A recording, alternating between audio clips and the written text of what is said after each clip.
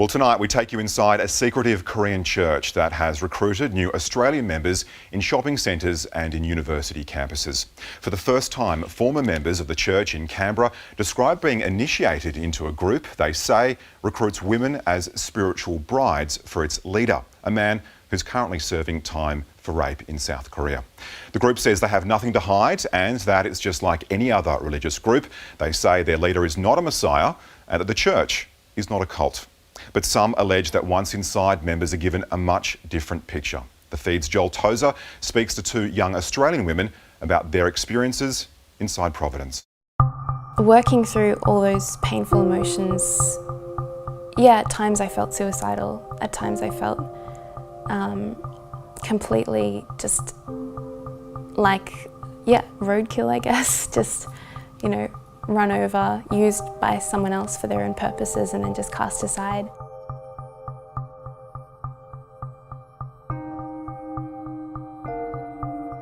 I guess I was hiding my involvement with the group from people because I was afraid of their judgment, because I knew what it would look like to people outside the group.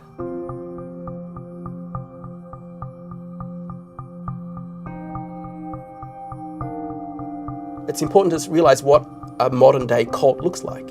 It looks like a dance event. It looks like a soccer match. It looks like a classroom. It looks like normal life. But behind the scenes it isn't. But you don't see that behind the scenes until it's too late or much later.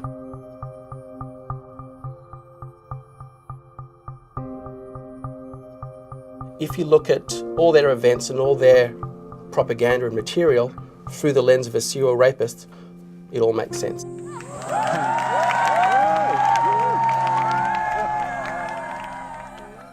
I didn't think I was joining anything. They said that they were doing a Christian art show, and so they emailed me some pictures and it looked wonderful, it looked awesome, so I said I'd meet up with them and chat with them about maybe participating.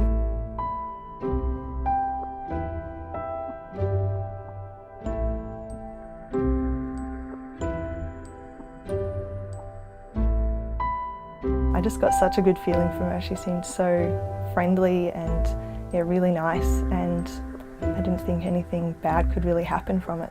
One of the girls suggested that maybe I could do Bible studies with them, and I remember her saying that it didn't necessarily have to be really religious.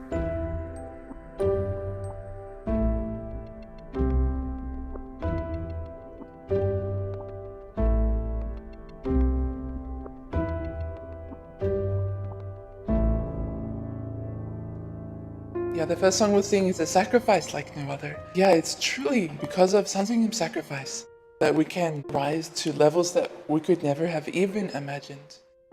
The main beliefs of the group are basically that Jung is the new Messiah, and that from the New Testament the level of history has been raised to something that they call the complete testament. They said that we're in the position of brides towards God, and we're also in the position of brides towards Jung, the leader, because he represents God. It was difficult to think of him as a Messiah, especially seeing as he's just so far removed from my life. He's on another continent. He's like this 65-year-old man.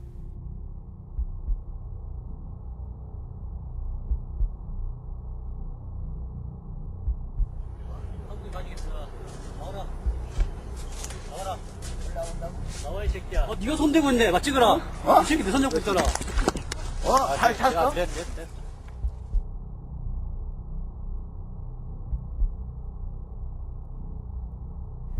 The leader was first introduced to me right at the end of my first year of Bible studies with them. I'd never seen him in person, so I didn't have anything in my own experience to go by to reassure me that he was a trustworthy person. I was just completely believing what other people had told me. They told us that he was in prison because he was being persecuted and falsely accused. So some of the things that were given to me in the group included this double photo frame. So there's Jesus And then there's the leader of the group, Jung, and we prayed to images like this. The next item is a necklace that all the evergreens were given.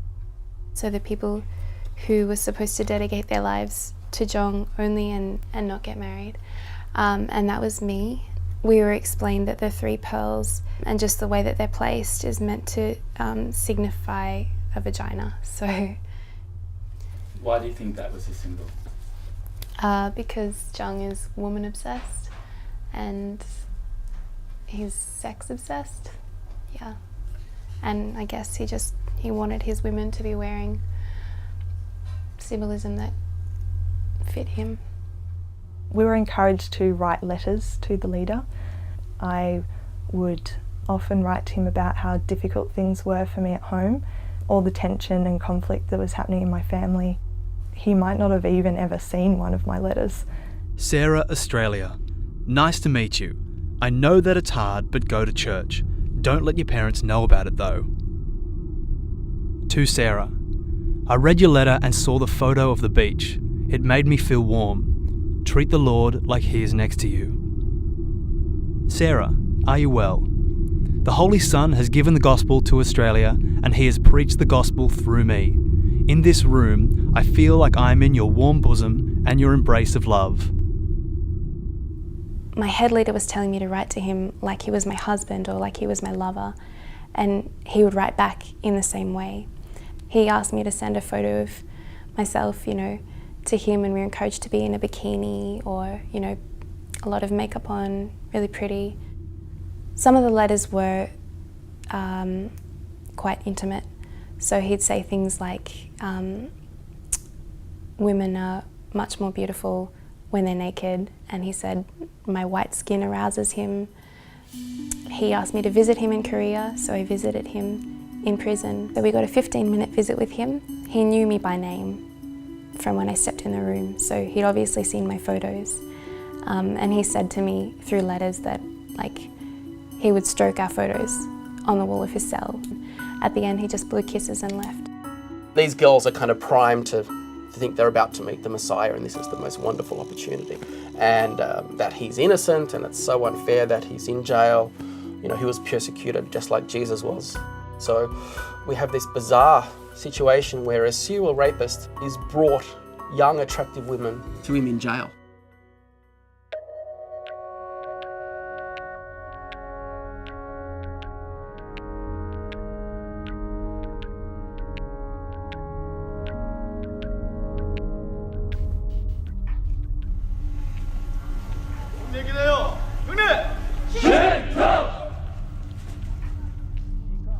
When I first heard about them in Australia, it was quite a shock because I encountered them on this mountain in the middle of South Korea. It was just so far removed from my experience growing up in Australia. They seemed like galaxies apart. I think this picture is quite indicative of the cult in general. Lots of beautiful women in the foreground. It's a concert event, very entertaining, lots of fun. For newcomers, they see a picture of Jesus and it feels like a safe church. I read a news report that said several years ago it was estimated there are about 140,000 members in Korea. But it is hard to get a grip on numbers because it is a very secretive group. Sometimes we just teach Bible studies, but other times we do it in a more subtle way. So we'd go out and find models and teach a modelling group.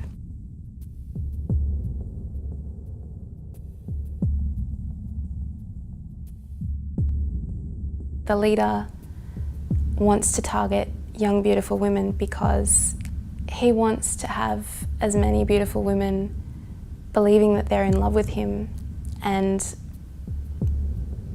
believing that they'd give every part of themselves to him. I don't really know, what he thinks will happen when he comes out of prison, but I know he'll have a very big following of beautiful women. If I was here today trying to recruit people, I'd probably be looking for a tall girl, most likely Caucasian. So often we were told not to recruit anybody with other ethnicities. I might say something like, "Oh, you're so tall. Have you been doing modelling before? Because you look like you could be on the catwalk." I'd be honest, but it was for a purpose. It wasn't just a compliment for no reason. The one time that I was questioned about being a religious group, I basically just had to flat out deny it because I didn't know what to do if I'd admitted that I was. I was at times encouraged to go out and evangelise with other members of the group, but I didn't really feel comfortable doing this, and going out and meeting people wasn't exactly conducive to sort of hiding that aspect of my life away and keeping it to myself. In the group, I didn't have that much to do with Sarah, mainly because she wasn't living with us. I only saw her occasionally, and what I was allowed to say to her was heavily monitored, and I was instructed on specific things to say to her when we met.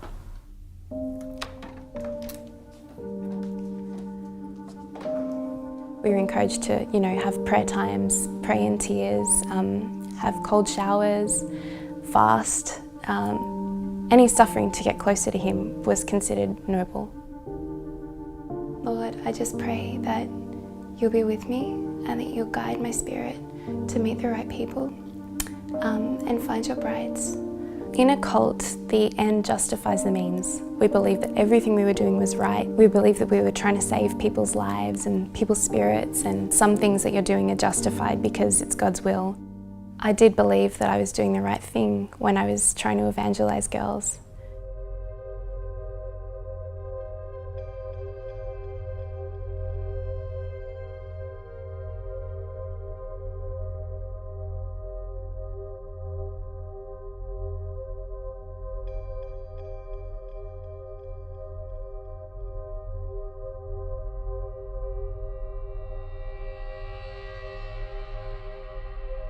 We do not choose to answer this question.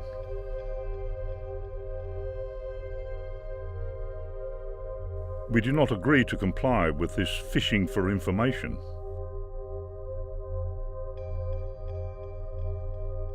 Members fund their own travel.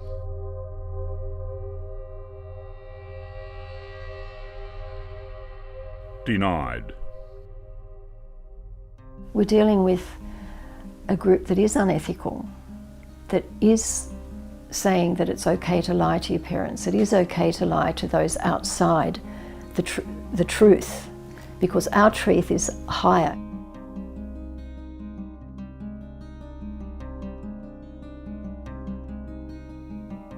I think the biggest misconception that people would have about cults is that it's just some crazy people that get into them.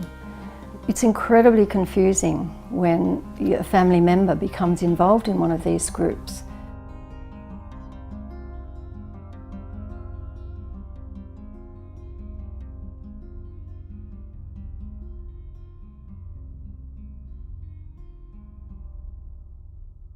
I was a bit concerned because she was spending more and more time with the group. I was told that Satan uses parents to get people out of the group.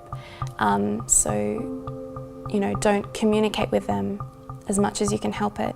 There wasn't any option to leave because, the way that you're brainwashed to believe reality is that, everything will be horrific after you leave. And not only will you go to hell, but you'll have a horrible life on earth. I thought, even though it's hard now, nothing can be compared to the agony of leaving. I just had no idea, no way of knowing at all what this group was going to do. No way. I initially received emails from the parents of Elizabeth. That was about, 2 years ago now. They were very worried about her involvement. And for me, that's a scary situation because there's a lot at stake. I just saw her becoming more and more unwell in that second 6 months in the house. I had had an eating disorder previously and I'd recovered really well from that. But when I joined the group and as I got more involved, we were all so stressed because there was just such an incredible amount of not just daily pressure on us, but just the psychological pressure was intense. We had to arrange for her to go to hospital, and that was a blessing in disguise. When I came out of my time in hospital, I was kind of forced to stay with my mother for a couple of weeks, and she managed to fly in an exit counsellor from the US to come and speak to me.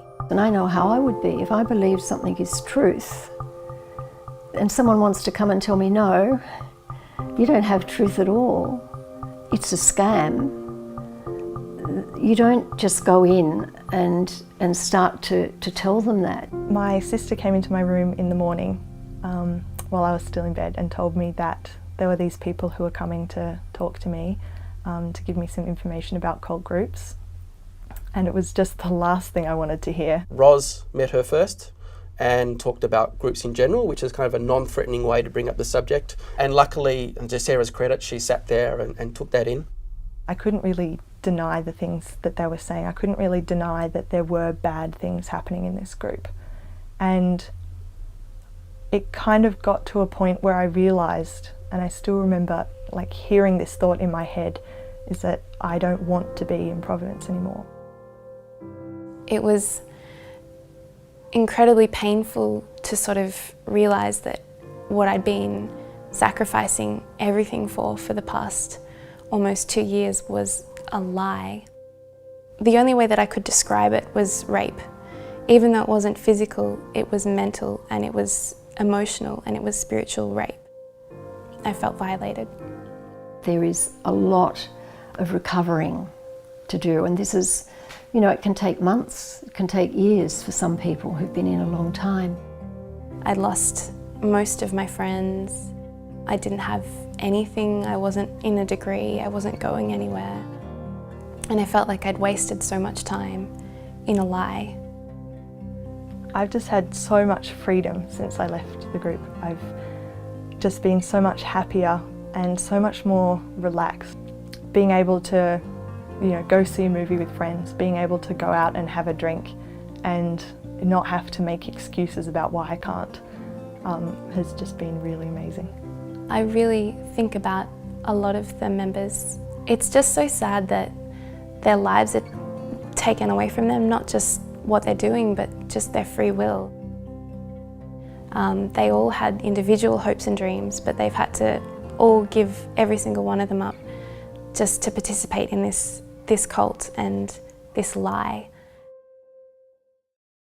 Now, the feed contacted Providence more than 3 weeks before airing this program. Numerous requests to interview a spokesperson in Australia and South Korea were refused. A full list of written responses to our questions from Providence can be found on our website. Specific allegations put to the group were denied. The feed would like to thank Liz and Sarah for having the courage to share their stories.